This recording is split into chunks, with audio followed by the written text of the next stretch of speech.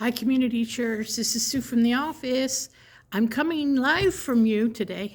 I'm not live, but I'm coming recorded from you from the CLC room where the youth have been busy working and decorating up our CLC room. We have lights and hanging. I don't know if you can see them from the ceiling. We had this crazy tree that goes around in circles and changes colors. I guess we are all definitely trying to get into the spirit.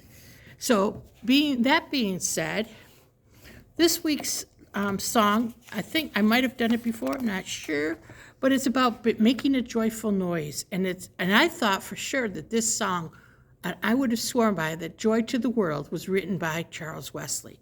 But guess what? It wasn't. And you know what? It really wasn't meant to be a Christmas song either. Let's get into it and see what it says. This famous Christmas carol was first published in a collection of hymns by the English poet and hymn writer Isaac Watts. The collection, Psalms of David, imitated in the language of the New Testament, was published in 1719 and contained 132 of the 150 Psalms from the Bible that was interpreted by Mr. Watts. Joy to the World comes from a paraphrase of the Psalm 98, verse 4 through 9. Make a joyful noise unto the Lord, the earth make a loud noise, and rejoice and sing. Sing unto the Lord with the harp and the voice of a psalm, with trumpets and the sounds of a cornet, make a joyful noise before the Lord the King. Let the sea roar and the fullness of therefore the world, and they will dwell therein. Let the floods clap their hands, let the hills be joyful together before the Lord. For he cometh to judge the earth, with righteousness shall he judge the world, and the peoples equity. Isaac Watts was a lover of language and poetry from the time he could speak, better than I can do some days. He learned Latin and Greek before the age of 9. And by the time he turned 13, he mastered French and Hebrew. Craziness, huh?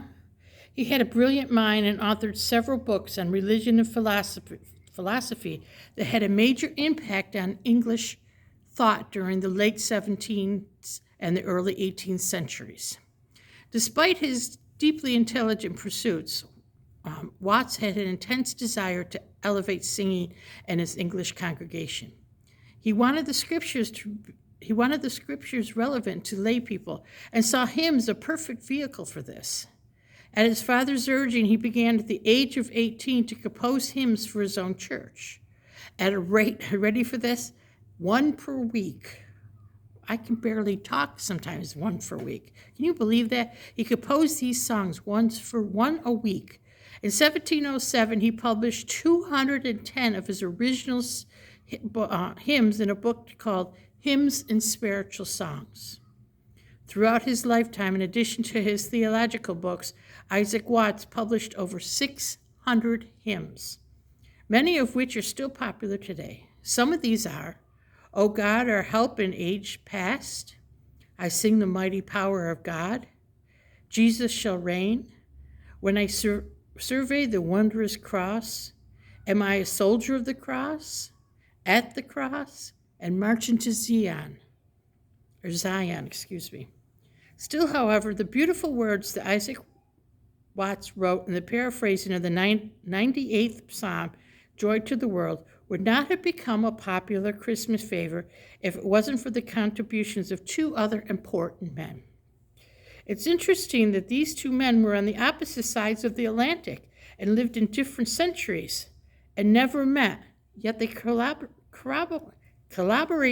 and provide the beautiful melody for Joy to the World. The first, George Friedrich Handel, was a German-born prodigy who by the age of 12 had mastered the violin, the oboe, the harpsichord, and organ while studying law at the university. At 13, he decided to give up his legal studies to devote his life to music. After spending his several years in Hamburg composing operas, Handel traveled throughout Italy performing his compositions. In 1712, he made a second trip to England, and shortly after that, he decided to become an English citizen. When the popularity of the grand opera began to wane, Handel turned to composing oratas. His famous orata was The Messiah. Was written during the time in a very unbelievable short period. Ready for this? 24 days. It was first performed in Dublin, Ireland on April 13th in 1742. We all heard about the Messiah and the way it is written in the songs. The second composer to have a vital part in bringing joy to the world was an American choir director and educator, Lowell Mason. Mason was no stranger to the hymns, having hundreds of compositions to his credit, his long and fruitful life. It was his custom to search through previously published hymn texts to find material for his original melodies. Perhaps this is how he came upon Isaac Watts' interpretation of the 98th Psalm. In any effort to find a suitable melody that conveyed the joyous message of the word, Mason turned to Handel's Messiah, taking musical phrases from different sections of that and arranging them in a tune he called Anti-Ouch. Wedded to the words of Isaac Watts, Mason Uplifting Melody was published for the first time in 1836. 3 different men from 3 very different backgrounds untied their hearts and minds to produce this beautiful Christmas carol that lifted spirits heavenly over 150 Christmases. This joint inspiration has truly brought joy to the world. Wow. These gentlemen were very gifted, and God had totally blessed them with all this. Can you imagine being able to, like I say before, I have a hard time speaking English sometimes, and to be able to, at the age of, when he first learned how to speak, he could speak Latin and Greek. At the age of 9, and then by the time he was 9, he knew them, and by the time he was 13, he knew French and Hebrew. Oh, goodness gracious. And then this other gentleman, Frederick Handel, which we all know is very famous for writing a lot of musical operas, he was mastered by the age of 12 in not only the violin, the oboe, the harpsichord, love the harpsichord, the organ, and he was studying law. Where does it all go together? And then the third gentleman is a music director from America.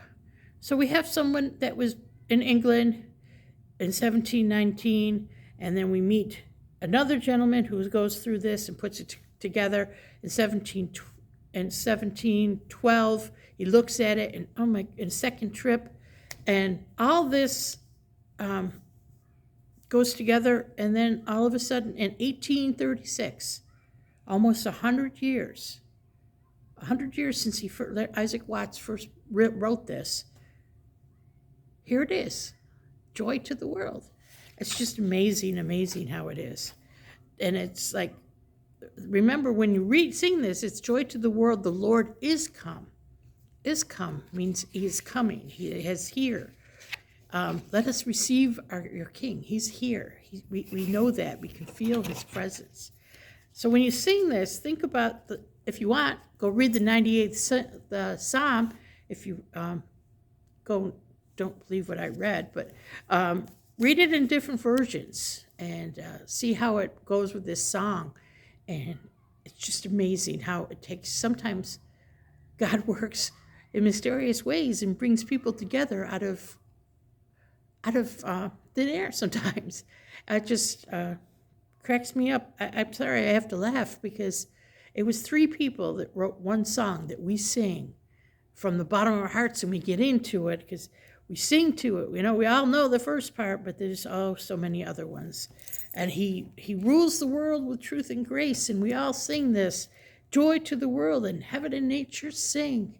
And then they go quietly, and then heaven and nature sing, and bring it up. You don't want me to sing.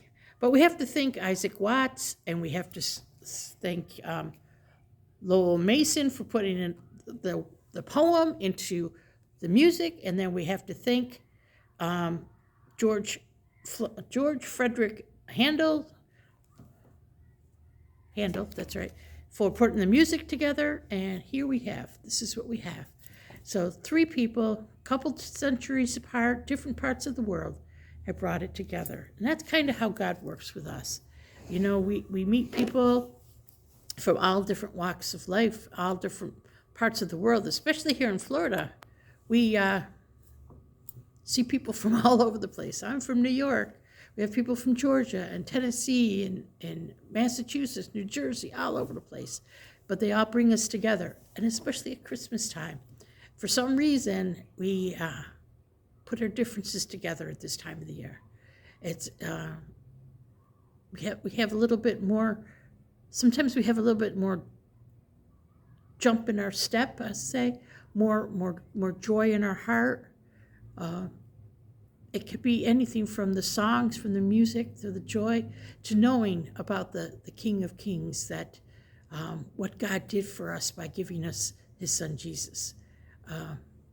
He made him mortal, just like you and me. He had a mother, he had a father that raised him. He stubbed his toe. He had brothers, and I'm sure they wrestled, and they played, and they fought, and they did all the things. Jesus did all the things that you and I did, except for one thing.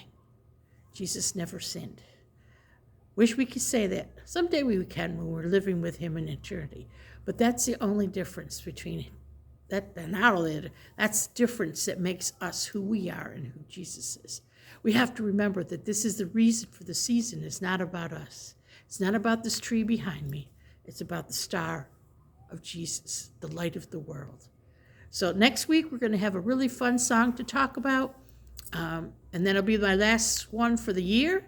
And then we'll celebrate Christmas together. So looking forward to seeing a lot of you folks. I will be here this Sunday because I can't wait to see. Don't forget, Saturday night is a Savior for All, starts at 7 o'clock. And then on Sunday morning at 10:30, and during service time, we will have the play will be done then. I'm looking forward to it. I can't wait.